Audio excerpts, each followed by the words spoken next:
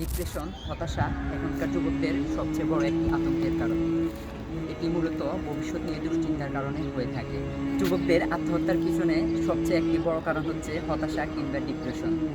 এটি মূলত আসে হচ্ছে আপনার ভবিষ্যৎ নিয়ে দুশ্চিন্তার কারণে। যেখানে আমাদের আজকে বেঁচে থাকার কোনো নিশ্চয়তা নেই, সেখানে আমরা ভবিষ্যৎ নিয়ে দুশ্চিন্তা করে থাকি। এর কারণেই যুবকরা হতাশায় কিংবা ডিপ্রেশনে ভুগে থাকে।